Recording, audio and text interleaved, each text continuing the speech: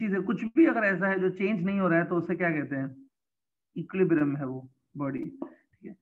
अब equilibrium physics में हम लोग कैसे मतलब पढ़ा जाता है, इक्विलिब्रियम दो टाइप के होते हैं फिजिक्स में।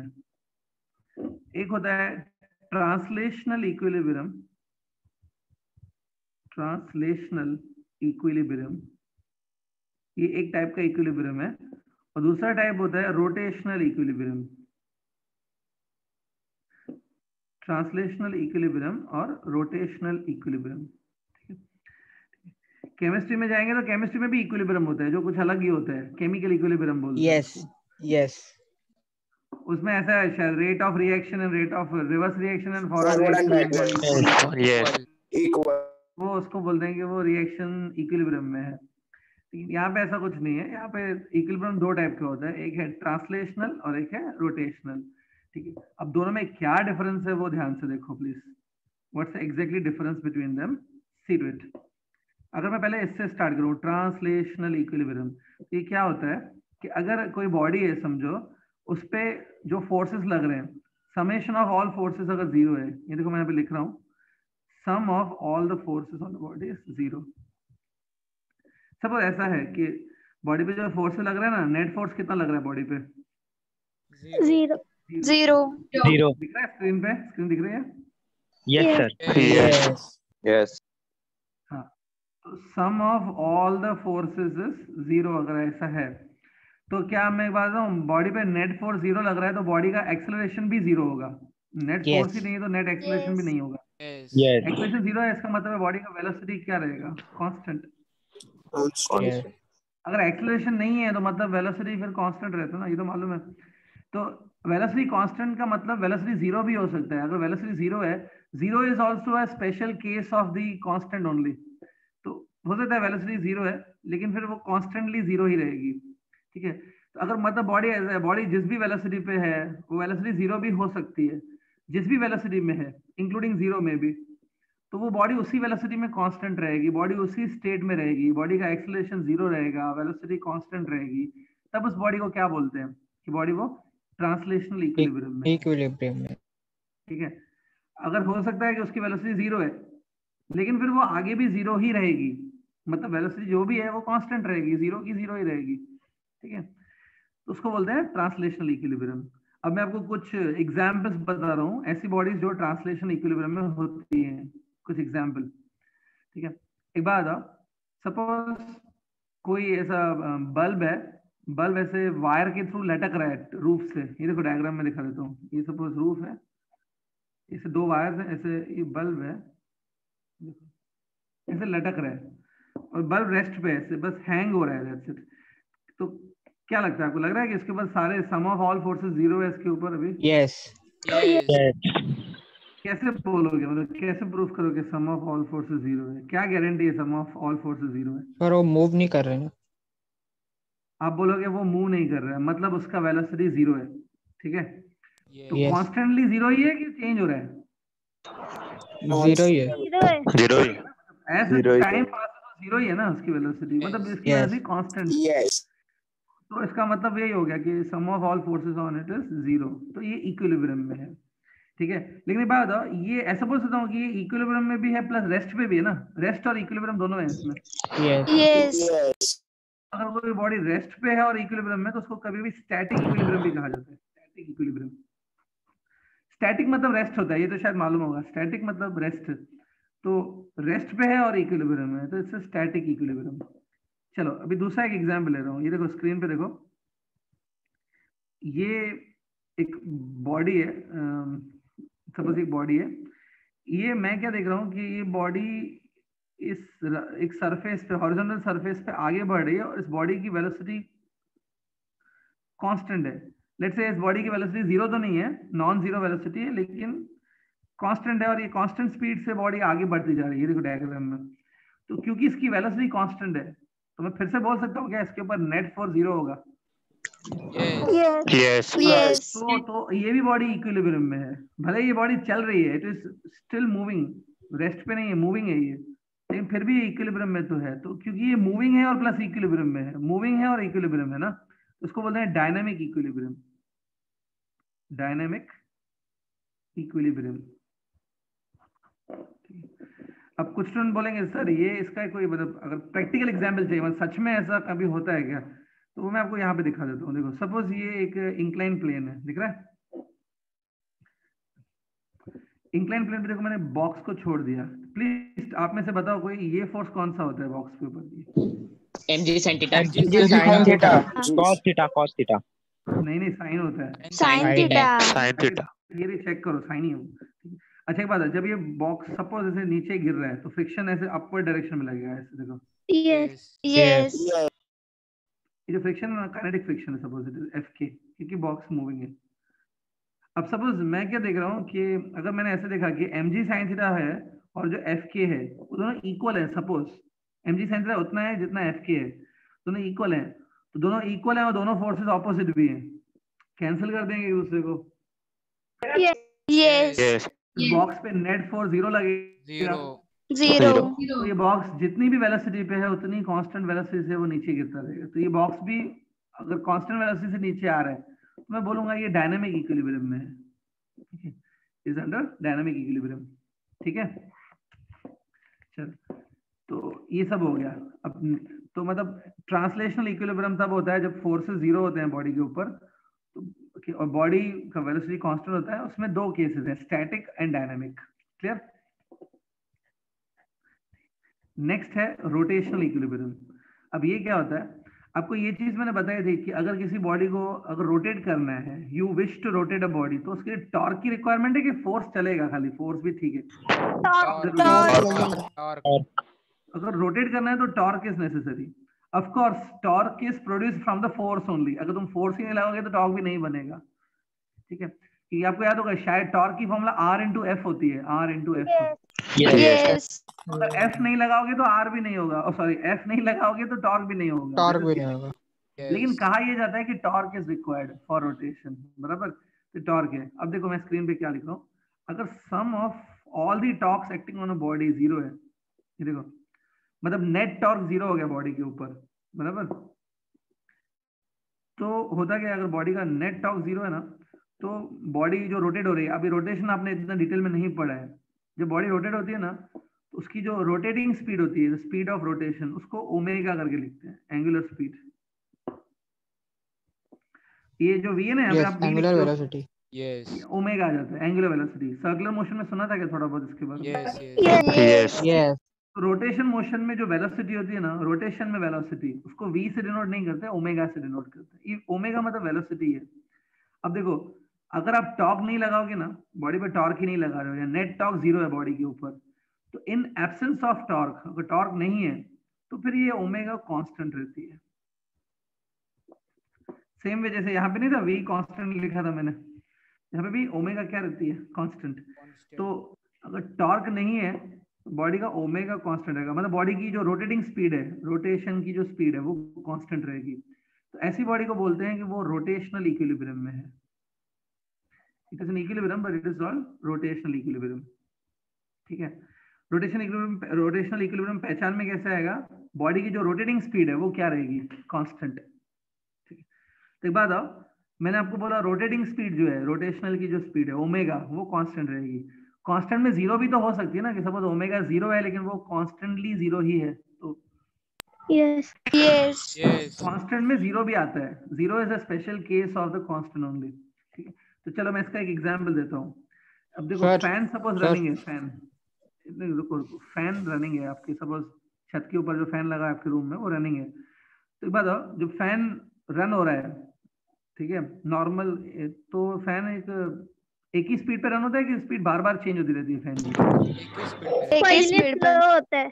अगर आप रेगुलेटर को टच करोगे, फैन को स्विच ऑन और स्विच ऑफ करोगे तो स्पीड चेंज होगी, लेकिन आप कुछ मत करो Yes. तो फैन एक ही स्पीड पे घूमता है क्या कॉन्स्टेंटली? yes Yes. तो आप बोल सकते हैं fan, even though fan rotating है, वो रोटेट हो रहा है, रुका हुआ नहीं है, रोटेट हो रहा है, तो भी आप उसको इक्विलिब्रियम में मानोगे क्या? Yes. हाँ, इट इज इन इक्विलिब्रियम, ठीक है। ऑब्वियसली आपको ये चीज इमेजिन हो रही है, नो डाउट, ठीक है। लेकिन फिर भी अगर आपको इमेजिन नहीं हो रहा है तो अभी स्क्रीन पे देखो एक मिनट, ये फैन दिख रहा है क्या?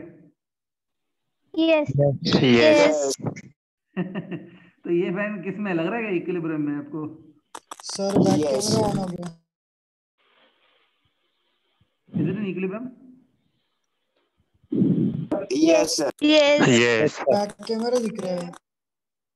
क्या बोल रहे हो? किसी को डाउट है क्या? बीच में बोला आपका नेट गया सर। स्टूडेंट अभी स्क्रीन क्लियर है क्या? देखो Yes. Yes. Yes. ठीक है। सो मैंने आपको फैन भी दिखा दिया। वो फैन इवन तो मूविंग था लेकिन उसको इक्विलिब्रियम मान सकते हैं क्योंकि वो उसकी वेलोसिटी कांस्टेंट थी, जो भी थी लेकिन कांस्टेंट थी, उसको इक्विलिब्रियम में थे। अच्छा एक लास्ट क्वेश्चन पूछता हूँ, सपोज फैन बंद है, ऑफ है, रुका हुआ है, तो आप उसको मानोगे इक्विलिब्रियम में? Yes. Yes. Yes. Yes. क्योंकि उसका ओमेगा 0 है और कॉन्स्टेंटली 0 ही है, Yes. Yes. उसको बोलते हैं रोटेशनल इक्विलिब्रियम। ठीक है, क्लियर? तो एक बात बताओ, अगर कोई बॉडी रुकी हुई है, एक रेस्ट पे है, तो उसको ट्रांसलेशनल इक्विलिब्रियम में भी बोल सकते हैं और उसको रोटेशनल इक्विलिब्रियम में भी बोल सकते हैं, क्योंकि अगर बॉडी रेस्ट पे है तो उसका वेलोसिटी भी 0 है और एंगुलर वेलोसिटी ओमेगा भी 0 है ना। तो रुकी हुई बॉडी होती है ना, वो दोनों इक्विलिब्रियम में हो सकती है, रोटेशनल इक्विलिब्रियम भी है, ट्रांसलेशनल इक्विलिब्रियम भी है। अगर बॉडी रुकी हुई है तो स्टॉप है। ठीक है, अच्छा आई होप ये इक्विलिब्रियम टॉपिक समझा क्या? Yes. Yes. ठीक है, इक्विलिब्रियम के ऊपर मैं आपको एक क्वेश्चन करा देता हूँ ताकि आपको थोड़ा ज्यादा क्लैरिटी आए। Let's solve one question on the equilibrium. कुछ नोट करना तो कर लो पहले प्लीज। सर हाँ बोलो। सर एंगुलर एक्सेलरेशन होता है? हाँ बिल्कुल होता है। ये जैसे यहाँ पे a 0 है ना, इस a को आप बोलोगे ट्रांसलेशनल एक्सेलरेशन या लीनियर एक्सेलरेशन। इधर भी एंगुलर एक्सेलरेशन होता है, denoted by alpha symbol. Yes. अभी इतना बताऊंगा ना कंफ्यूज हो जाओगे, इसलिए नहीं बता रहा था। 12th में है ये सब चीजें। Okay completed. Yes. Yes. Yes. ठीक है, तो चलो एक काम करते हैं, अभी एक छोटा सा न्यूमेरिकल करके देखते हैं। सिर्फ इक्विलिब्रियम पे कराऊं कि इक्विलिब्रियम और सेंटर ऑफ मास दोनों मिक्स कर दूं? दोनों का रिवीजन हो जाएगा फिर। Yes sir. सेंटर ऑफ मास थोड़ा बहुत तो याद होगा ना, थोड़ा बहुत तो मतलब। यस सर याद है। Yes. यस सर याद है। ठीक है, अब देखो क्वेश्चन आपके सामने है, मैं भी आ रहा हूँ। ये देखो, सपोज ये जो आपको दिख रहा है ये एक स्केल है, स्केल बोलो या रॉड बोल सकते हैं। It's a rod, suppose it's a rod of length 1 metre. ठीक है, इस रॉड की लेंथ 1 मीटर है और इसका जो मास है ना, मास सपोज 2 किलोग्राम है। ठीक है, अब इस रॉड को, एक बात, रॉड को अगर मिडिल पॉइंट पे सपोर्ट करेंगे, मतलब सपोज रॉड के नीचे मिडिल पॉइंट पे कुछ ऐसा, देखो ऐसा कुछ रख दिया अगर मिडिल पॉइंट पे ऐसा, ये सपोज अभी मैंने साइड में रखा है, लेकिन सपोज ये जो चीज है ना, इसको सपोर्ट कहते हैं, सपोर्ट। अगर सपोर्ट मिडिल पॉइंट पे रखा तो आपको क्या लगता है, रॉड बैलेंस होती है क्या कि नहीं होगी बैलेंस? Balance. यस। Balance होती है। बैलेंस करने के लिए सपोर्ट कहाँ रखना पड़ेगा? एकदम मिड पॉइंट पे, बराबर। Yes. लेकिन सपोज मैंने मिड पॉइंट पे नहीं रखा है, मैंने इधर रखा है, थोड़ा लेफ्ट की तरफ रखा है, देखो तो ये जो सपोर्ट है ना, सपोर्ट की राइट साइड ज्यादा लेंथ है और सपोर्ट के लेफ्ट साइड जो है वो कम लेंथ है। तो आपको लगता है कि ये जो रॉड है वो ऐसे घूम के गिर सकता है क्या? ऐसे मतलब यस। Yes. Yes. गिर जाएगा ना। इमेजिन करो ये है और मैंने ऐसे रखा है, तो ये ऐसे हो सकती है ना। ठीक है, तो ये हो जाएगा, तो ये रोटेट होगी, गिर सकती है रॉड। तो उसको बचा के रखने के लिए, इसको होल्ड पे रखने के लिए, सपोज मैंने क्या किया, ये जो एंड पॉइंट है ना, ये वाला एंड, यहाँ पे मैंने, यहाँ पर मैंने क्या किया, यहाँ पर मैंने कुछ ऐसा मास बांध दिया। ठीक है, ठीक है, ये मास बांध दिया एंड पे। ये मास m किलोग्राम्स का है, पता नहीं कितना है, m किलोग्राम्स का बांध दिया। और ये जो डिस्टेंस है ना, ठीक है, ये है 0.2 मीटर। ठीक है, तो ये आपको ये m ही फाइंड आउट करना है, आपको फाइंड करना है कितना मास बांधना चाहिए ताकि ये जो रॉड है ना वो इक्विलिब्रियम में रहे। ये देखो मैं लिख रहा हूँ, find m to be attached at left end of the rod। Question साथ में लिख लो आप भी। Find the m to be attached at the left end of the rod so that rod remain in the equilibrium। Rod equilibrium में रहनी चाहिए, मतलब बैलेंस रहनी चाहिए, स्टेबल रहनी चाहिए, हॉरिजॉन्टल रहनी चाहिए, गिरनी नहीं चाहिए रॉड। क्वेश्चन समझा क्या? यस। और अब इमेजिन करो ऐसा होता भी है ना, अगर तुम ये रॉड सपोज गिर रही है, गिरने से बचाने के लिए इधर लेफ्ट हैंड में मैंने ये m किलोग्राम का मास बांध दिया, हो सकता है इस मास की वजह से ये रॉड ना गिरे, स्टेबल रह जाए। Yes yes Yes. ठीक है, ठीक है। तो ये आपको m फाइंड करना है। अब देखो कैसे करना है ये। सबसे पहले ये जो रॉड है ना, ठीक है, इसका मास आपको दिया हुआ है 2 किलोग्राम, है ना। क्यों दिया हुआ है 2 किलोग्राम वो देख लेते हैं पहले। Why mass of the rod is given, ये देखो, look at the screen carefully now. ये जो डॉट है ना, it is exactly centre of the rod, ये एग्जैक्टली रॉड का सेंटर है। तो आपको याद है लास्ट टाइम मैंने प्रूफ भी किया था कि जो रॉड होती है उसके सेंटर पे ही उसका सेंटर ऑफ मास भी होता है, शायद यही सेंटर ऑफ मास है। Yes. Yes Yes. Yes. तो मैं सीएम लिख देता हूँ, सीएम मतलब सेंटर ऑफ मास। तो याद करो रॉड में बताया था एग्जैक्टली ये सीएम एकदम मिडिल में होता है। तो anybody please tell me, exactly ये मिडिल में होगा तो इसका लेफ्ट एंड से कितना डिस्टेंस पे होगा? ये लेफ्ट एंड से 0.5. 0.5. 0.5. 5 होगा, क्योंकि टोटल लेंथ 1 0.5 मीटर है। क्या टोटल लेंथ 1 मीटर है ना? यस। Yes. तो ये देखो ये लेफ्ट एंड से सपोर्ट तक 0.2 मीटर है। तो बाकी सपोर्ट से यहाँ सेंटर ऑफ मास तक ये कितना? 0.3. देखो किडिंग। तो ये रहेगा, ये क्वेश्चन में नहीं गिवन होगा, आपको जजमेंट लगानी पड़ेगी, इतना सोचना पड़ता है फिजिक्स में। ठीक है, हाँ। अब एक बात, अभी मैंने सेंटर ऑफ मास क्यों ढूंढा है एक्चुअली। देखो होता क्या है, जो नॉर्मली बॉडीज होती है ना, नॉर्मल शेप की बॉडीज जो अर्थ पे नॉर्मल आप कोई भी बॉडी लेते हो, प्रॉपर शेप की बॉडी, यूनिफॉर्म बॉडीज जो होती हैं, यूनिफॉर्म बॉडीज में क्या होता है, सेंटर ऑफ मास और सेंटर ऑफ ग्रेविटी दोनों एक ही जगह पे होते हैं। कुछ कुछ बॉडीज ऐसी हैं दुनिया में जिसमें सेंटर ऑफ मास और सेंटर ऑफ ग्रेविटी अलग अलग जगह पे होते हैं, एक ही बॉडी में दो होते हैं, सीएम अलग सीजी अलग। लेकिन नॉर्मली जो बॉडीज होती हैं, लाइक जैसे पेन हो गई, स्केल हो गई, बुक हो गया, कोई भी नॉर्मल बॉडीज होती हैं, उनमें सेंटर ऑफ मास और सेंटर ऑफ ग्रेविटी दोनों एक ही जगह पे आता है। तो ये देखो ये यूनिफॉर्म रॉड है, इट्स अ यूनिफॉर्म रॉड, इसमें ये सेंटर ऑफ मास मैंने बताया, यही सेंटर ऑफ ग्रेविटी भी है। सपोज आपको याद है सेंटर ऑफ ग्रेविटी वो पॉइंट होती है क्या जहां से पूरा mg फोर्स शो करते हैं हम लोग। Yes yes Yes. Yes. ये देखो मैं पूरा mg फोर्स शो कर रहा हूँ। ये mg जो लिखा है ना, it's a mg is a weight of the scale, weight of the rod, और it's a weight which is attached. कौन सा वेट है ये mg? वेट ऑफ रॉड है कि वेट अटैच्ड है ये mg? Rod. रॉड। Rod. इसलिए मैं क्या कर रहा हूँ, इसको m डैश लिख देता हूँ, m डैश थोड़ा डिस्टिंग्विश रखने के लिए।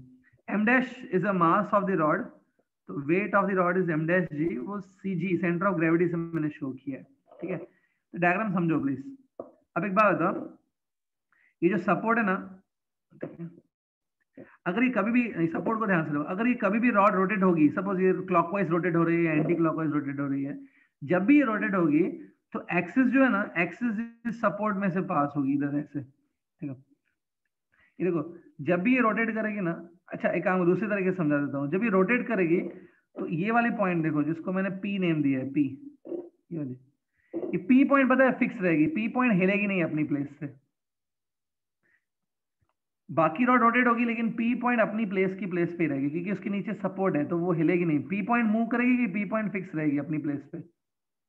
Fixed. रहेगी। आप इमेजिन करो रॉड पूरी हिल डुल रही है, रॉड पूरी ऐसे हिल रही है, देखो ऐसे।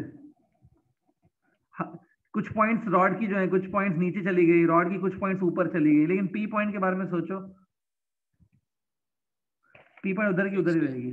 Fixed. पी पॉइंट फिक्स्ड है। ठीक, अब आप बोलेंगे फिक्स पॉइंट क्यों ढूंढ रहे हैं, मैं बताता हूँ उसके लिए। क्योंकि जब भी टॉर्क निकालना होता है ना, टॉर्क के लिए याद करो मैंने बताया, टॉर्क तभी कैलकुलेट करते हैं जब एक फिक्स पॉइंट होनी चाहिए। Yes. तो ये देखो P is a fixed point. एक बात बताओ, P फिक्स पॉइंट है, P को फिक्स ले लो। अच्छा ये जो M1G है, ध्यान से देखो, M1G एक फोर्स है, यहाँ पे देखो M1G is a force. Can you tell me what is the distance of this force M1G from the fixed point? Fixed point से force तक का 0.3 मीटर। 0.3. 0.3 meter. देखो मैंने ये फोर्स ले लिया mg, M1G ले लिया, ये मैंने फोर्स इनटू 0.3 मीटर, ये टॉर्क बन गया, मालूम है? Yes. It's a torque, force into perpendicular distance from the fixed point, it's a torque। कितना है टॉर्क? M1G into 0.3। ओके अच्छा, दूसरा एक बात है, ये जो एम आपने अटैच किया, ये वाला एम देखो प्लीज, जो लेफ्ट हैंड पे अटैच किया, इसको भी तो ग्रेविटी नीचे खींचेगी ना इस फोर्स को, mg। Yes. Yes. Anybody please tell me, ये जो mg है, ये mg की वजह से कितना टॉर्क बनेगा? mg into 0.2. mg into mg into 0.2. 0.2. 0.2. तो ये देखो, ये दो टॉर्क्स बनेंगे, इनके अलावा बाकी कोई टॉर्क नहीं है, क्योंकि दो फोर्सेस ही हैं और यही दोनों टॉर्क बनेंगे। ठीक है, इसमें अभी कुछ स्टूडेंट एक डाउट लेते हैं, वो बोलते हैं सर ये और कोई फोर्स नहीं है क्या इसमें? एक्चुअली में एक और फोर्स है इस पे जो लग रहा है। देखो एक बात, ये जो पी पॉइंट है, पी पॉइंट पे जो रॉड है और जो सपोर्ट है वो आपस में कांटेक्ट में आ गए ना पी पॉइंट पर। Yes. Yes. को याद होगा, जब दो चीजें एक दूसरे कांटेक्ट में आती है Normal. तो वो एक दूसरे normal reaction Normal reaction. P point पे क्या होगा मालूम है? पी पॉइंट पर ऐसा होगा कि जो रॉड है, रॉड सपोर्ट को प्रेस करेगी और जो सपोर्ट है उसको रिएक्शन देगा, ऐसा रिएक्शन दिख रहा है, ये रिएक्शन। Yes. Yes. Yes. तो ये जो रिएक्शन है ये भी एक फोर्स हो गया, ये भी फोर्स रॉड के ऊपर ही लग रहा है, लेकिन ये फोर्स फिक्स पॉइंट पे लग रहा है क्या? पी पॉइंट पर ही लग रहा है। तो Yes. Yes. याद है आपको, याद होगा जो फोर्स फिक्स पॉइंट पर ही लगता है वो टॉर्क नहीं बनाता है, नहीं बनाता है। नहीं बना था। इसलिए आर को नहीं लेंगे। ये दोनों हो गए। अच्छा एक बात बताओ, आप ये चाहते हो क्या कि रॉड बैलेंस रहे कि नहीं रहे balance? Balance. Balance. Balance Balance चाहिए. रहे। बैलेंस रहे Balance मतलब इसमें रहे। हिलना डुलना नहीं चाहिए, रेस्ट पे रहना चाहिए, टॉर्क मतलब इक्वल होना चाहिए। Yes. हाँ, रोटेशनल इक्विलिब्रियम में होनी चाहिए ना रॉड। तो रोटेशनल इक्विलिब्रियम के लिए क्या होना चाहिए? ये जो दोनों टॉर्क इक्वल। ये आपस में Equal. ये और ऑपोजिट भी होने चाहिए। ऑपोजिट मतलब एक टॉर्क जो है वो क्लॉकवाइज घुमाना चाहता है रॉड को, तो दूसरा टॉर्क एंटी क्लॉकवाइज घुमाना चाहता Anti-clock. Yes. है। वो है, वो आप खुद देख लो, जो M1G टॉर्क है ना, ये M1G Yes. वाला, ये ऐसे घुमाना चाहता है Clockwise रॉड को, घुमा रहा ऐसे। है। तो ये जो M2 MG वाला टॉर्क है, ये वाला जो टॉर्क है MG, वो रॉड को ऐसे घुमाना चाहता है। Yes. दोनों ऑपोजिट हैं ऑलरेडी, दोनों इक्वल भी होने चाहिए। अब स्क्रीन पे देखो, ये जी कट हो जाएगा। ठीक है, ठीक है, ये M डैश किसका मास है? M dash Rod. Rod का. Rod. 2. M डैश को 2 डालो इंटू 0.3, और ये जो 0.2 है इसको नीचे शिफ्ट करो, इक्वल M मिल गया ना। डेसिमल कट हो जाएगा, तो उसके बाद 2 कट हो जाएगा, तो M कितना मिला? 3. 3. तो ये जो आपने लेफ्ट एंड में मास अटैच किया ना, वो कितने किलोग्राम होना चाहिए? 3 किलोग्राम। 3. 3 kg. तभी जाके रॉड बैलेंस रहेगी। तो इसमें मैंने थोड़ा सेंटर ऑफ ग्रेविटी भी डाल दिया, सेंटर ऑफ मास भी, और थोड़ा सा टॉर्क वगैरह भी डाला, और इक्विलिब्रियम भी आ गया इसमें। आप इधर एक हेडिंग लिख सकते हो, यहाँ पे ऐसा लिख सकते हो, since the rod is in equilibrium so net torque must be 0। उसके बाद आप ये लिखेंगे, समझा? ठीक है, तो ऐसे क्वेश्चंस है ना, बहुत बच्चे छोड़ के आ जाते हैं, बोले सर इतना डिफिकल्ट क्वेश्चन कौन सॉल्व करेगा, पता नहीं कैसे M फाइंड करेंगे, ये वो। ठीक है, लेकिन अब थोड़ा देखो, थोड़ा एफर्ट डालना पड़ता है। डू यू फील ये बहुत डिफिकल्ट है, इम्पॉसिबल इसको करना एग्जाम में? No. No. Not that difficult. थोड़ा ध्यान देना पड़ता है फिजिक्स में, उसके बिना नहीं कर पाएंगे। ठीक है, तो ये कर लो ध्यान से। जब मैं स्टूडेंट था तो हमारे एक टीचर थे, उन्होंने ऐसा बोला था, मुझे अभी सेंटेंस उनका याद आ रहा है। तो मैं स्टूडेंट था तो एक टीचर ने बोला था कि जिनको फिजिक्स डिफिकल्ट लगता है, ठीक है, जिनको फिजिक्स बहुत डिफिकल्ट लगता है, वो बेसिकली लेजी होते हैं बच्चे। जो अगर आपको कुछ काम ही नहीं करना है, एफर्ट्स ही नहीं डालना है, कुछ करना ही नहीं चाहते हो, तो आपको फिजिक्स नहीं आएगा। और सर ने बोला था कि जो बच्चा फिजिक्स नहीं कर पाता है, if you are unable to do physics, इसका मतलब आप लाइफ में भी कुछ कर नहीं पाओगे, क्योंकि फिजिक्स करने के लिए थोड़ा एफर्ट्स डालना पड़ता है, थोड़ा काम करना पड़ता है, वो आप नहीं कर रहे हो, तो आप लाइफ में भी कुछ नहीं कर पाएंगे फिर। तो सही, एकदम सही बोला था, फिजिक्स सीखने के लिए थोड़ा एफर्ट्स डालना पड़ता है, वो नहीं डालोगे तो फिजिक्स नहीं आएगा। लाइफ में भी सक्सेस लाने के लिए कुछ ना कुछ एफर्ट्स डालना पड़ता है। Can you get success without putting any efforts? नहीं ना। तो No. ऑब्वियसली फिजिक्स भी अगर आपको आ रहा है, इट मींस आप लाइफ में भी कुछ कर सकते हो थोड़ा बहुत। लेकिन आप बोल रहे नहीं सर फिजिक्स हो ही नहीं रहा है, इसका मतलब एफर्ट्स ही नहीं डाल रहे हो, तो आप लाइफ में भी कुछ नहीं करोगे। तो प्लीज थोड़ा सा ध्यान दो, इजी है सब्जेक्ट, आई होप सो। ये मैं उनको बोल रहा हूँ खास करके जो लास्ट टाइम 20 बच्चे भाग गए थे याद है बाकी लोग को? ठीक है, आज भी 99 स्टूडेंट्स हैं, मतलब इसमें कुछ वो भगोड़े हैं जो लास्ट टाइम भाग गए थे। तो मैं उनसे बात कर रहा हूँ जो स्टूडेंट भाग गए थे लास्ट टाइम। हेलो, ठीक है, आप लोग भाग गए थे लास्ट टाइम, याद है? तो ऐसा अगर लाइफ में भागते रहोगे, कुछ थोड़ी सी गड़बड़ हो गई, थोड़ी सी डिफिकल्टी आ गई, भाग गए, ठीक है, एग्जाम में भी भागोगे क्या? एग्जाम में क्वेश्चन में आ गया तो क्या करोगे? Difficult question. Never run away from the problems, जो है सामने साला डट के फेस करो, आराम से सक्सेस मिलती है फिर, ठीक है। प्लीज भागा मत करो ऐसे, जो लास्ट टाइम भाग गए थे कुछ स्टूडेंट, ठीक है। अभी तो भाग गए, लाइफ से थोड़े भाग सकते हो फिर, ठीक है। लाइफ भी डिफिकल्ट क्वेश्चंस पुट करेगी आगे चल के। चलो, completed this question? Yes. Yes. Yes. ठीक है। और कुछ कॉलेज कब खुल रहे हैं, कुछ ऑफलाइन कब स्टार्ट हो रहा है? Any information about college? February. Feb 14. Feb 20।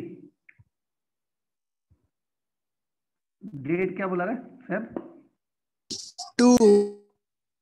2 फरवरी। Yes. कंफर्म है? मॉडल का कंफर्म है सर। बोला है आपको आ जाओ 2 फेब को क्लासेस होंगे? नहीं, मॉडल के टीचर ने बताया था। अच्छा वही ऑफिशियल सर्कुलर आया क्या, मैसेज ऑफिशियली कॉलेज की तरफ से? No no No. No. No. Obviously वो बुलाने से पहले एक बार मैसेज तो डालेंगे ना ऑफिशियली कि आपका स्कूल इस टाइम से ओपन हो रहा है, Yes. ऑब्वियसली डालेंगे। Yes. बिलीव मत करो, रूमर्स ही हो सकते हैं, फिर से पता नहीं क्या होगा, ठीक है। तो आई होप ये क्वेश्चन क्लियर हुआ। चलो, इसके साथ देखो आपका चैप्टर कंप्लीट हुआ। एक्चुअली इक्विलिब्रियम भी मैंने समझा दिया, चैप्टर इज ओवर, ठीक है। अगर आपके कुछ डाउट्स हैं तो आप बोलो, नहीं तो फिर मैं अपने तरफ से कुछ आज क्वेश्चंस करा दूं, as you tell me. Yes. You have any doubt? Sir, है doubt है। हाँ बोलो, क्या डाउट है, पढ़ो। Sir, question. एक second sir. बाकी स्टूडेंट भी A block of mass m. हाँ बोलो। A block of mass m is placed on a smooth wedge of inclination theta. The whole system is accelerated horizontally so that the block does not slip on the wedge. The force exerted by the wedge on the block has a magnitude. The force exerted by the Sir, block option on the भी बोलो। wedge, वो find out करना है ना? हाँ, option भी बोलो sir. Student एक काम करो, स्क्रीन पे देखो, ये सपोज एक इंक्लाइन प्लेन है, उसके ऊपर मास रखा है, और ये जो पूरा सिस्टम है ना, इंक्लाइन प्लेन और उसके ऊपर जो मास रखा है, दोनों वो दोनों ऐसे लेफ्ट की तरफ सपोज आगे बढ़ते जा रहे हैं विद एक्सेलरेशन a, ऐसे दिख रहा है? ऐसा एक मैंने क्वेश्चन कराया था, याद करो, तो एक कराया था, उसमें मैंने ऐसे बताया था, मैंने ऐसे कराया था कि find out this acceleration a so that the block does not fall with respect to the wedge. तो भाई बॉक्स नीचे नहीं गिरना चाहिए, उसके लिए a कितना होना चाहिए, ऐसा कराया था एक क्वेश्चन, याद करो थोड़ा सा। Yes. तो याद ही नहीं आ रहा है? नहीं सर, कुछ याद नहीं आ रहा है, तो एक काम करो, स्क्रीन पे देखो, ये mg सर स्क्रीन ब्लर है। बाकी लोग बताओ, ब्लर है No. क्या? No sir. No sir sir समझ आ रहा है। नहीं है बेटा, तो ध्यान से तुम मतलब देखो इंटरनेट को, अपने विंडो खोल दो, नेटवर्क पकड़ना चाहिए अच्छे से, ठीक है। तो एक बार सबको दिख रहा है ना स्क्रीन, श्योर ना? आगे बढ़ो। Yes. Yes. देखो, मैं पहले आपको याद दिला देता हूँ ये क्या है। ये ऐसा मिलता जुलता सा हम लास्ट टाइम किया था, मिलता जुलता, थोड़ा अलग था वो। लास्ट टाइम क्या क्वेश्चन किया था कि ये जो पूरा इंक्लाइन प्लेन है, it is moving with a acceleration, find out this a, ये ए फाइंड आउट करो so that the block does not slip on the wedge. Suppose block नीचे नहीं गिर रहा है वेज के ऊपर, block is not falling down with respect to wedge, with respect to this incline plane, नीचे नहीं गिर रहा है, तो उसके लिए ए कितना होना चाहिए, ठीक है। जिनको याद ही नहीं आ रहा है, नहीं सर याद नहीं है, तो मैं दिखा देता हूँ। देखो, इस ब्लॉक के ऊपर ऐसे फोर्स लगेगा mg sin थीटा, ये देखो, ये दिख रहा है, इस डायरेक्शन में सूडो फोर्स लगेगा। Yes. सूडो फोर्स ma होगा, देखो ma, Yes.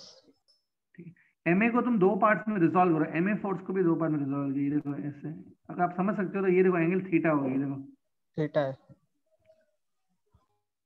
ये देखो, ध्यान से देखना डायग्राम, इसको देखो प्लीज, किसको रिजॉल्व किया मैंने? ma को, MA सूडो है, MA को ये होगा MA का cos थीटा और ये होगा MA का sin थीटा, ठीक है। आफ्टर दैट ये मैंने MA को रिजॉल्व करके बताया, MG को भी रिजॉल्व करना होता है। MG का एक कंपोनेंट आपने ये बता दिया, MG sin थीटा, बाकी MG का एक कंपोनेंट ऐसा होगा, ऐसा cos mg cos theta mg cos ऊपर theta. दिखा दिया, लेकिन वो डायरेक्शन ऐसा ही रहेगा ना, डायरेक्शन तो यही रहेगा, हाँ, ठीक है। yes तो एक बात बताओ, सपोज ये जो ब्लॉक है वो नीचे नहीं गिर रहा है, it is not falling down, ये ब्लॉक नीचे गिर ही नहीं रहा है, नहीं गिर रहा है नीचे, मतलब ये MG sin थीटा को कौन बैलेंस कर रहा है, MG sin थीटा को MA cos theta. MA cos theta. MA cos theta. देखो, ये देखो मैं लिख रहा हूँ स्क्रीन पे, MG sin theta is equal to MA cos theta. ये लास्ट टाइम करवाया है, वही कुछ चीज चल रही है अभी।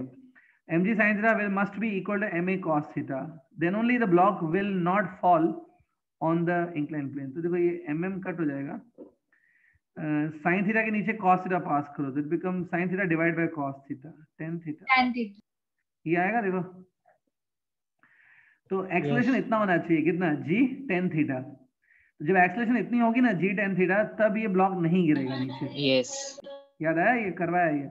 आज आज ये कुछ और पूछ रहा है, आज ये पूछ रहा है कि सपोज ये ब्लॉक नीचे नहीं गिर रहा है, ब्लॉक नहीं गिर रहा है, तो how much is the force exerted by the block on the incline plane. ये जो ब्लॉक है वो इंक्लाइन प्लेन पे कितना फोर्स डाल रहा है वो कैलकुलेट करो, that you have to calculate. एक बात, आपको डायग्राम देख के बता सकते हो कि जो ये ब्लॉक है वो इंक्लाइन प्लेन पे कितना फोर्स एक्सर्ट करेगा। mg cos MG theta cos theta plus MA sin theta. yes MA sin theta plus MG cos theta, that much Yes. force it will exert on the block। Yes. लेकिन फिर भी कोई बोले कि नहीं, इसको exactly proof करके दिखा कि सच में ये फोर्सेस एग्जर्ट होंगे, तो मैं आपको बता सकता हूँ। देखो मैथमेटिकली कैसे प्रूफ करेंगे इस चीज को कि ये फोर्सेस एग्जर्ट हो रहे हैं। ये देखो, ये n दिख रहा है, नॉर्मल रिएक्शन है, ठीक है। Yes. n will be equal to, n जो है वो इक्वल टू होगा mg cos theta plus ma sin theta के।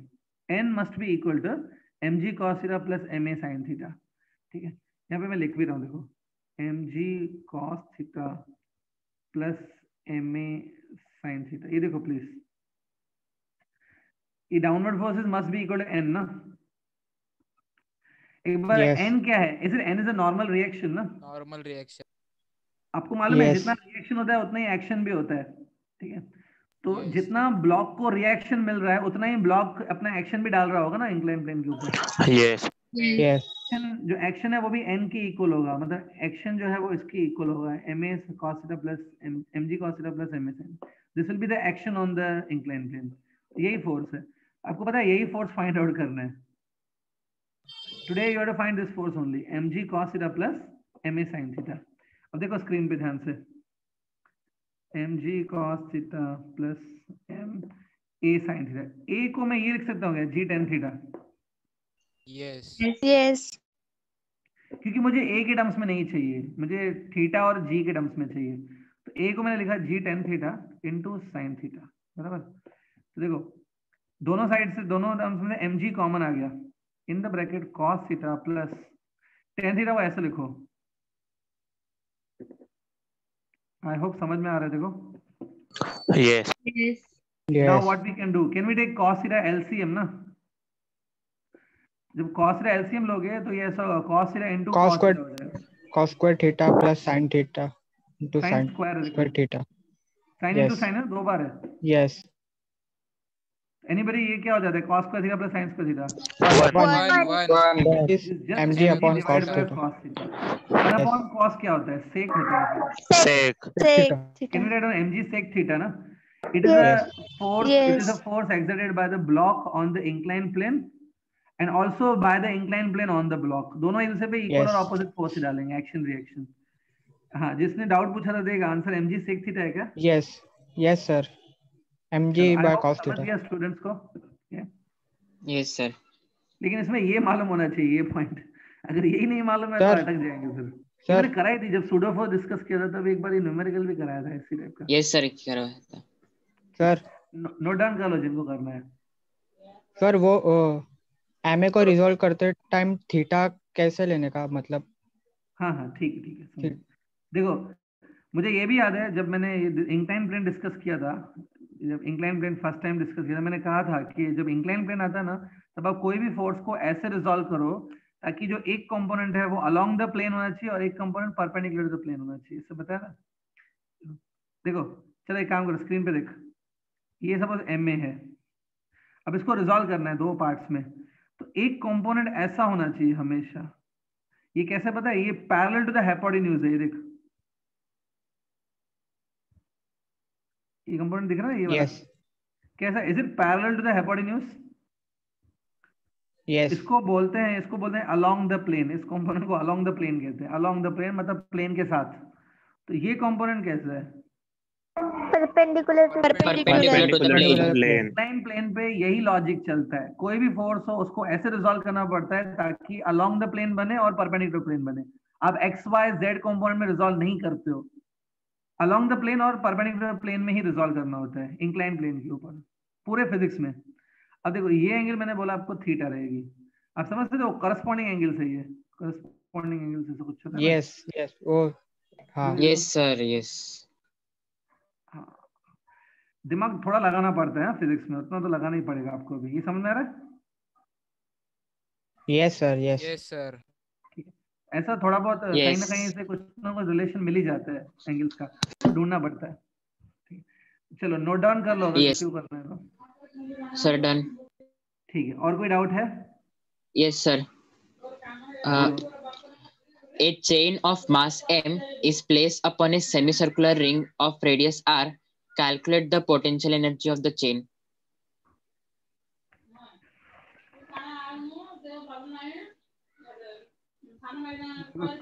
सब लोग यहाँ पे देखो, ये सपोज ग्राउंड है, उसके ऊपर ऐसे हमने कुछ ऐसे हेमिस्फीयर जैसा कुछ रखा है, ये हेमिस्फीयर है, ऐसा कुछ रखा है, उसके ऊपर एक चेन है, चेन ऐसे है, देखो ये चेन है। Yes. सर चेन शेप थोड़ा सा ये एक क्वाड्रेंट है। पूरा एग्जैक्टली वन क्वार्टर सर्किल है वो? ये नहीं, ऐसा हेमिस्फीयर है और ये जो चेन है ना एक क्वार्टर पे। देख सुन, ये हेमिस्फीयर हो गया, यस। चेन कहाँ पे? इस तरफ राइट साइड। यस। पूरा राइट साइड, पूरा राइट साइड है? हाँ पूरा नीचे राइट तक साइड है। हाँ या पूरा नीचे तक जाऊं? हाँ पूरा नीचे तक है। हाँ ठीक है। हाँ, और बस। इस तरफ कहाँ पे? टॉप तक में आ गया, टॉप तक है? बस उतना ही है, उतना ही है। इतना है, देखो डायग्राम, ये करेक्ट है? यस करेक्ट है। स्टूडेंट, हाँ अच्छा, इस चेन का मास वगैरह दिया है क्या? नहीं सर, मास m दिया है। चेन का मास दिया है क्या? सर m दिया है, m। एम ही दिया है, और आंसर में भी एम के टर्म्स में ही चाहिए ना? यस, न्यूमेरिकल के टर्म में नहीं आएगा, सब वेरिएबल टर्म में आता है। आर भी रहेगा, आर भी रहेगा ऑप्शन। यस आर भी है, रेडियस। देखो एक्चुअली मैं ना, ये क्वेश्चन ध्यान से देखो अभी स्क्रीन पे प्लीज, ये क्वेश्चन सेंटर ऑफ मास के ऊपर बेस्ड है एक्चुअली। सी, मैं आपको दूसरे तरीके से चलो करा देता हूँ बिना सेंटर ऑफ मास के। एक काम करो, look at the screen please. ये जो चेन है ना, इसका आपको ये निकालना है, potential energy of this chain निकालना है। अब चेन क्या एक ही हाइट पे है क्या, कि अलग अलग हाइट्स पे? ना मतलब कुछ चेन का पार्ट नीचे है, कुछ चेन का पार्ट ऊपर है। यस ऊपर भी है। हाँ, तो इसका पोटेंशियल एनर्जी आपको मालूम है, पोटेंशियल एनर्जी mgh होता है यूजुअली। h क्या होता है? h is the Yes. Height of the body. Height. मालूम क्या है, ये जो पूरा चेन है वो एक हाइट पे नहीं है, नीचे से ऊपर तक फैला हुआ है चेन। ठीक है, यस इसमें हाँ ऐसे केसेस में फिर इंटीग्रेशन वगैरह करना होता है। मैं ट्राई करता हूँ समझाने का, अगर आप समझ पाएंगे तो। ये देखो, अज्यूम करो, यू जस्ट अज्यूम दैट ये जो पूरा चेन है ना, उसको छोटे छोटे पार्ट्स में डिवाइड कर दिया। Assuming the chain is divided into small small parts. ये एक छोटा सा पार्ट मैंने देखो शेड किया है, यहाँ पे दिख रहा है ये part. Is it a part of the chain? इस पार्ट का लेंथ है dl, ध्यान से देखो, इस पार्ट का जो लेंथ है वो dl है। इस पार्ट का जो मास है ना, मास dm है। dm is a mass of this element, dl is a length of this element. इसको तुम ऐसे ज्वाइन करो तो छोटा सा सेक्टर बनेगा क्या? देखो Yes. ये एंगल है ना d थीटा है, ध्यान से देखो, इस सेक्टर के अंदर एंगल छोटी सी होगी d थीटा, और ये जो एंगल है, ये वाली बड़ी वाली एंगल जो x एक्सिस के साथ बन रही है, ये एंगल थीटा है। ठीक है, और इस डायरेक्शन में मैं y एक्सिस बना देता हूँ। ठीक है, तो एक बात ध्यान से देखना, ये जो आपने छोटा सा एलिमेंट लिया है, ये छोटा सा एलिमेंट है, इसका हाइट ये हो गया देखो। हाँ, आपको एक बार पहले कभी ऐसा कोई टॉपिक सुना है जिसमें मैंने बोला हो कि बड़ी रॉड है या कुछ भी है, उसको छोटे छोटे एलिमेंट्स में डिवाइड किया, छोटे छोटे पार्ट्स में? तो Yes. Yes. ये भी एक छोटा सा पार्ट है डीएल पूरे चेन का। तो ये ध्यान से देखो, कोई बता सकता है ये जो छोटा सा पार्ट है इसकी हाइट कितनी है ग्राउंड से? Why? Why? Why? ठीक है, हाँ। और ये जो है ये वाला, ध्यान से देखो, ये रेडियस ऑफ सर्किल बनेगा क्या? Is it radius of semi circle? Yes. Yes. Yes. तो पहले ये डायग्राम आप बना लो, मैं टाइम दे रहा हूँ, पहले बना लो, बनाएंगे तो आपको थोड़ा और क्लियरिटी आएगी डायग्राम में। बनाओ खुद अपने हाथ से, ये इतना बना लो पहले।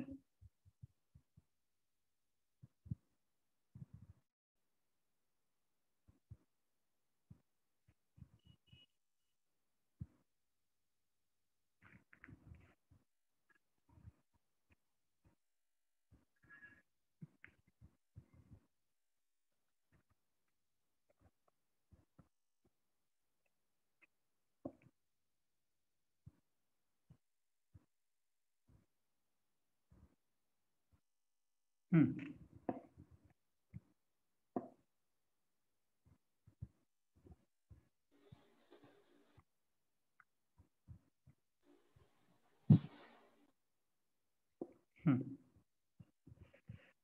सबसे पहले मुझे ये जो एलिमेंट लिया है, छोटा सा मैंने एलिमेंट लिया है, इसका मास कितना लिया है मैंने?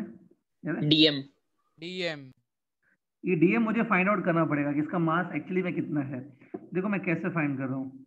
डीएम इसका मास है, इसकी लेंथ कितनी ली है मैंने? डीएल ली है शायद। तो Yes.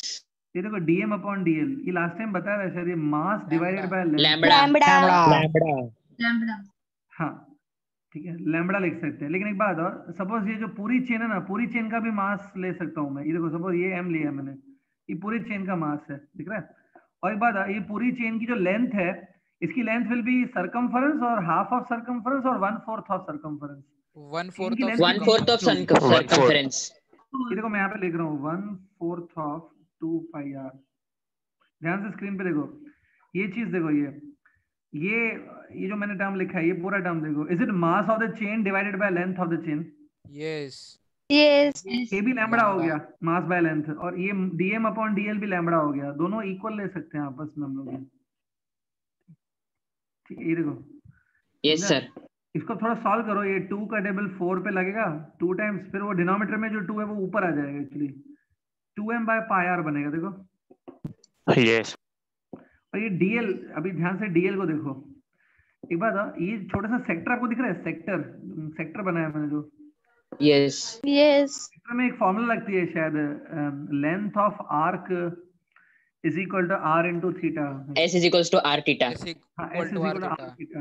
इसमें ये जो सेक्टर बनाया है, इसमें S कौन है? आर्क लेंथ कौन है? Arc length DL. DL. DL. equals to R D theta. R into D theta होगा शायद। R D theta. Yes. DL को देखो मैं यहाँ पे लिखा है आर इंटू डी थीटा लिख सकते R हैं। D ये जो है ना theta. डीएल, ये को देखो मैं क्या लिख रहा हूँ यहाँ पे, देखो डीएल को मैंने लिखा R small R capital R एक ही है, वो रेडियस ऑफ सेमी सर्किल है। ठीक है, ये देखो ये आर आर कट हो जाएगा दोनों साइड से। How much is DM? DM is coming 2m by pi into D theta. Check करो, समझा क्या कैसे निकाला? Yes. Yes. जो डीएम है ना, its mass of small element. अब आप बोलेंगे ये स्मॉल एलिमेंट का मास क्यों निकाला हमने? ठीक है, तो ध्यान से देखो, स्क्रीन पे भी देखना, ये डीएम क्या है? It's a mass of small element into G. और what is the height of the small element? Y I think. Why? ये देखो मैंने ये mgh लिखा है क्या? m into Yes. g into h। Yes. Yes. This is mgh actually. It's a potential energy stored in the just one element और entire chain हो गया ये। क्या One लगता है ये? element. तो इसको अगर इंटीग्रेट कर दो ना तो पूरी चेन Yes. के लिए मिलेगा। समझा क्या? Yes. Yes, sir. इसमें समझा. dm मैंने ऑलरेडी फाइंड कर दिया है। देखो dm को मैं डाल रहा हूँ, dm ये है 2m by pi into d theta. ये देखो मैं अभी dm डाल दिया पहले, साथ में और क्या डालना पड़ेगा? g, और क्या डालना पड़ेगा? Why? Why? y को देखो मैं क्या कर रहा हूँ, ये y है ना, y आप ध्यान से देखो, is it y is a side opposite to this theta? Yes. Yes. को फाइंड करने के लिए तुमको साइन थीटा लगाना पड़ेगा. साइन थीटा लगाओ, sine theta y upon radius आएगा, चेक करो. Sine theta will be Yes. y upon radius. तो y को क्या लिख सकते हैं, r into sine theta R लिख sin सकते हैं क्या? Yes. Yes. देखो y में हटा देता हूँ, y को मैं ये लिख देता हूँ. देखो ये पूरा समझा के देखो. Yes, sir. अब Yes. जो चीजें कांस्टेंट होती है ना, जो भी चीजें मतलब कांस्टेंट है which do not changes from element to element, not changing, so उसको बाहर लेते हैं. 2m बाय पाई g और r ये सब बाहर आएंगे. 2m बाय पाई g और r ये इंटीग्रेशन से बाहर आएंगे. Integration of just sine theta D theta बनेगा. इंटीग्रेशन में सॉल्व करके देता हूँ, लेकिन आपको चाहिए तो पहले यहाँ तक नोट कर लो जो भी है चीजें. यहाँ तक पहले नोट डाउन कर लो.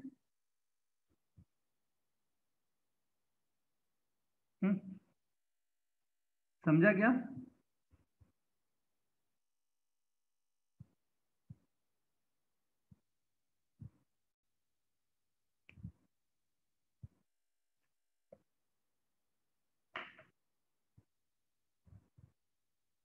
Yes, sir. समझा.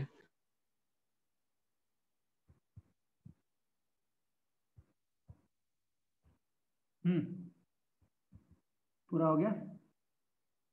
Yes. अब इंटीग्रेशन ऑफ क्या है, साइन थीटा डी थीटा है ना. तो Yes. शायद आपको मालूम तो नहीं होगा integration of sine theta D theta कितना होता है. Minus integration Minus cos theta. minus it is cos theta. Minus cos theta होता है. Yes, it's correct. और बाहर क्या क्या लिया था याद करो, 2m r बाय पाई और ये g, ये सब बाहर लिया था शायद. एक बार इंटीग्रेशन हो गया, माइनस कॉस थीटा आ गया इंटीग्रेशन से. अब लिमिट्स डालनी होती है यार, लिमिट्स. तो Yes. Yes. ध्यान से अगर आप देखोगे ना, अपने इंटीग्रेट किसको किया, थीटा को किया ना, मतलब साइन थीटा वगैरह थीटा था ना उसमें इंटीग्रेशन में. तो Yes. एक काम करो, ये थीटा को ध्यान से देखो, मुझे थीटा की लिमिट्स डालनी होंगी. थोड़ा सोच के देखो, ये जो एलिमेंट So 0 to 90 आएगा. हाँ, थीटा की लिमिट 0 से 90 डिग्री तक होगी. समझ गया? Yes. थीटा 0 से 90 तक वेरी करेगा. करेक्ट है. चलो मतलब थोड़ा बहुत अभी आपका फिजिक्स ठीक होने लगा है. 0 से 90 लिखेंगे थीटा का लिमिट्स. ठीक है. बाहर क्या है, 2mgr divide by pi minus, पहले आपका आएगा माइनस कॉस 90. आपको चाहिए तो माइनस साइन बाहर ले लो प्लीज, माइनस साइन बाहर रखो. पहले आएगा कॉस 90, फिर आएगा माइनस साइन, फिर आएगा कॉस ऑफ 0. बराबर? Cos Yes. 90. Yes. कॉस 90 तो 0 होता है. 0 0. और कॉस ऑफ 0 1 होता है. One. हाँ, One. हाँ, anybody please tell me bracket का कितना आएगा फाइनल आंसर. ब्रैकेट की Minus one. Minus one. Minus one. Minus ये one. माइनस बाहर लिया था Plus ना. 1 होगा. Plus Plus 1. one. Plus One. one. नहीं है, it is 2mgr divide GR by pi. Pi. ये potential energy of the chain hanging from the. Yes, sir. यही आंसर. मुझे 100% है कि राइट होगा. बाकी लोग को समझा क्या? Yes, Yes, sir. sir. Yes. Yes, sir. Chain जो पूरा चेन है वो एक जगह पे नहीं है, ऐसे फैला हुआ है, नीचे से ऊपर तक वो फैला हुआ है चेन. ऐसे ऑब्जेक्ट्स के लिए इंटीग्रेशन चलता है. फिर इसको सेंटर ऑफ मास से भी कर सकते हैं, लेकिन आपका अभी उतना लेवल नहीं है कि आप सेंटर ऑफ मास से कर पाओगे इसको. Also can be done using centre of mass concept.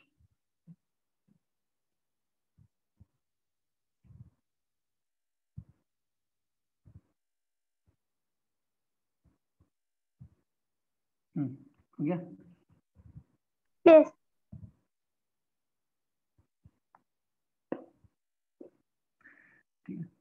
जिनको अगर आपको ये और क्विकली करना है ना, आपको लगता है सर इंटीग्रेशन वगैरह भी बहुत लंबा मेथड है, क्विकली करना है, तो इसका एक दूसरा एक मेथड है जो बहुत क्विकली होता है, लेकिन वो मेथड थोड़ा सेंटर ऑफ मास के ऊपर बेस्ड है. अगर मैं आपको क्विकली बताऊं वो मेथड, देखना एक और मेथड जो जल्दी से हो जाएगा ये. Yes, sir. Yes. Yes. Yes. Suppose ये जो आपकी चेन थी ना, अब चेन की जगह वायर वगैरह भी हो सकती है. चेन ले लो या वायर ले लो. तो वायर है या चेन है वो पूरा सेमी सर्किल है. पूरा सर्किल नहीं बोल रहा हूँ, पूरा सेमी सर्किल बोल रहा हूँ. सेमी सर्किल के फॉर्म में ये आपकी देखो, ये सपोज चेन है. ठीक है. तो इसका सेंटर ऑफ मास अगर मैं ढूंढूंगा ना, सेंटर ऑफ मास इधर होता है समवेयर, एकदम इधर. अब बोलेंगे सर ये किधर है? सेंटर ऑफ मास यहाँ से 2r बाय पाई डिस्टेंस पर होता है. कितने डिस्टेंस पर? 2r by pi, where r is the radius of this semi circle. ठीक है. ये आप किसी बुक्स में भी ढूंढोगे तो मिल जाएगा. हम लोग 12th में इसको डिस्कस करते हैं ज्यादा. अब एक बात बताओ, ये तो सेमी सर्किल है. हमारे केस में सेमी सर्किल था कि क्वार्टर सर्किल था? जो चेन थी, क्वार्टर सर्कल। Quarter. मैं अभी क्वार्टर सर्कल का बता देता हूँ। सपोज ये क्वार्टर सर्कल है, मतलब अब ऐसे मान लो कि कोई बॉडी है जो क्वार्टर सर्कुलर चेन के फॉर्म में है। ये वापस देखो, ये चेन हो गई। इसमें भी क्या होता है, इसका सेंटर ऑफ मास समवेयर इधर होता है, इधर। इसमें एक काम करो, ओ जो दिख रहा है, O is the centre of the circle. O circle का सेंटर है, सेंटर ऑफ मास ये है। अब आप बोलेंगे सर इसको, ये सेंटर ऑफ मास है, इसका ये जो डिस्टेंस है और ये जो डिस्टेंस है, दिख रहा है? ये जो दोनों डिस्टेंसेस है ना, ये दोनों डिस्टेंस 2r/π होते हैं। कितना इजी है, इसमें 2r/π है, इसमें भी 2r/π है हर जगह। तो एक बात बताओ, सपोज ये जो चीज दिख रही है ना, ये सपोज हमारी चेन है, ये सपोज हमारी ऐसी चेन है, ठीक है, ये चेन थी हमारी, ये इसका सेंटर ऑफ मास है। ये डिस्टेंस कितना होगा चेन के लिए? 2r/π। 2r/π. ये सेंटर ऑफ मास है ना इसका। सेंटर ऑफ मास का एक डेफिनेशन होता है, सेंटर ऑफ मास वो पॉइंट होती है जहां पे पूरा का पूरा mass of the body is suppose to be concentrated. आप ऐसे मान सकते हो कि जो पूरी चेन का जो मास है ना, वो इस पॉइंट पर कॉन्सेंट्रेटेड है। सेंटर ऑफ मास सच में वैसे ही बिहेव करता है कि जैसे पूरा मास उसी जगह पे कॉन्सेंट्रेटेड है, ऐसा ले सकते हो। सपोज पूरा चेन का मास इधर कॉन्सेंट्रेटेड है, तो एक बात बताओ, अब ये चेन क्या बन गई? एक पॉइंट मास बन गई ना, जैसे पूरा पॉइंट मास इधर कॉन्सेंट्रेटेड यस Yes. साइड पर कॉन्सेंट्रेटेड है 2r/π पे। तो अब इसकी पोटेंशियल कैसे निकालोगे? पोटेंशियल mgh से मिलती है ना, m Yes. चेन जी, h कितना ले लूं मैं फिर? 2r/π। 2r/π. 2r/π। कितना हो गया पोटेंशियल जी? 2mgr/π। यही आपका आंसर था आई थिंक, नहीं? Yes. Yes. 2r/π कैसा है डिस्टेंस? वो कैलकुलेट कर सकते हैं, उसके लिए फिर डेरिवेशन है सेंटर ऑफ मास को कैलकुलेट। यस। जब हम सेंटर ऑफ मास में डिटेल में जाएंगे ना, तब कराऊंगा मैं। अभी सेंटर ऑफ मास इतना नहीं है 11th स्टैंडर्ड में, 12th में आता है वो। सर फुल सर्कल का एकदम सेंटर में आता है centre of mass. Full circle है तो एकदम उसके सेंटर पे ही सेंटर ऑफ मास होता है। आपको टायर का एग्जांपल याद है? टायर जो लिया था मैंने, टायर हाँ, का yes, सेंटर ऑफ yes. मास कहाँ होता है? सेंटर पे। सेंटर पे। सेंटर पे। तो फुल सर्किल है तो सेंटर पे होता है, बाकी ऑब्जेक्ट्स के लिए यहाँ वहाँ होता है फिर। यस। आपको एक चीज पता है, किसी भी बॉडी में अगर एक्सिस ऑफ सिमेट्री होती है, आपको एक्सिस ऑफ सिमेट्री मालूम है? बॉडी की axis of symmetry, axis of symmetry वो होती है जो बॉडी को दो पार्ट्स में डिवाइड कर No. देती है इक्वली। हाँ yes yes. You don't know axis of symmetry? Yes yes समझा। Yes. यस। चलो एक काम करो, यहाँ पे दिखा रहा हूँ, ये एक स्टार बना रहा हूँ मैं। इसको है क्या एक्सिस ऑफ सिमेट्री? है क्या इसको? देखो यस। Yes. Yes. ये लाइन पास ये है करेंगे क्या? तो yes. Yes yes. Yes. Yes. Yes. तो सेंटर ऑफ मास जो है ना, वो हमेशा एक्सिस ऑफ सिमेट्री पे लाया करता है, ये रूल होता है। Centre of mass always lies on axis of symmetry. Sir plum line भी बोलते हैं ना? अगर बॉडी के पास एक्सिस ऑफ सिमेट्री है तो, नहीं है तो नहीं लाया करेगा। यस सर, उसे प्लम लाइन भी बोलते हैं। नहीं नहीं, प्लम लाइन वो अलग था वो, लेकिन centre of mass axis of symmetry पे लाया करता है, पहले वो याद रखो। एक बात, अगर मैं एक सर्किल बनाऊं, ये देखो ये सर्कुलर बॉडी है, तो इसमें ये एक्सिस ऑफ सिमेट्री होगा क्या? ये देखो Yes. Yes. ये Yes. भी हुआ क्या? ये भी एक्सिस ऑफ सिमेट्री है, ये वाली। Yes. Yes. ये भी Yes. Yes. ये भी. Circle has Yes, yes. Infinite axis of symmetries, ठीक है? तो इन सारी एक्सिस ऑफ सिमेट्री पे कैसे लाया करेगा फिर सेंटर ऑफ मास? सब पे कैसे लाया करेगा? इधर लाया करेगा ना वो। Yes. Sir. Intersect Sir. Point पे। हाँ, तो यही सेंटर ऑफ मास है। हाँ Sir, बोलो। but यूनिफॉर्म मास वाले बॉडी पे रहेगा ना? जिसको एक्सिस ऑफ सिमेट्री होती है उसके लिए हाँ, और बॉडी में अंदर यूनिफॉर्म डेंसिटी होनी चाहिए, मतलब मास Yes. इक्वली हर जगह स्प्रेड होना चाहिए। हाँ, यूनिफॉर्म बॉडी प्लस उसको एक्सिस ऑफ सिमेट्री भी होनी चाहिए। ठीक। अगर नहीं है एक्सिस ऑफ सिमेट्री फिर ये नहीं लगा सकते। अच्छा, ह्यूमन बॉडी को होती है क्या axis of symmetry? Human body को? Yes. Yes sir. Yes. Sir vertical. तो एक बात है, ये सब मैं ह्यूमन बॉडी बना रहा हूँ।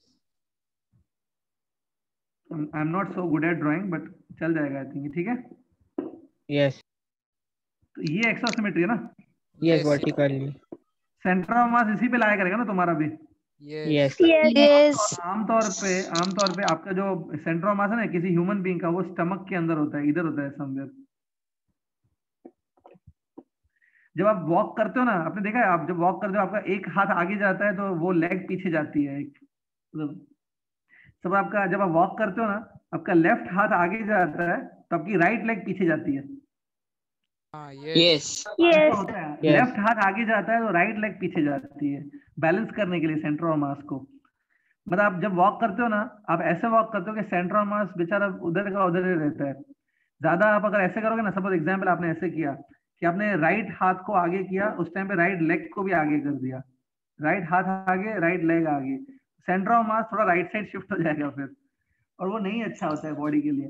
तो हमने ऐसे अपने आप को डेवलप कर दिया है कि जब हम लोग वॉक करते हैं ना, हम लोग वॉक ऐसे करते हैं कि हमारा सेंटर ऑफ मास हिलता नहीं है, अपनी जगह पे ही रहता है। ठीक है, और ये चलो बहुत सारी चीजें हैं इसमें जाने दो। फिलहाल ह्यूमन बींग्स को सेंटर ऑफ मास स्टमक के अंदर होता है समवेयर। ठीक है, और जब हम लोग वॉक करते हैं, we try to balance the centre of mass, centre of mass हिलता नहीं है अपनी जगह से, ऐसे हम लोग वॉक करते हैं। Yes. आज समझा ये जो भी टॉपिक्स बताए? Yes. Yes.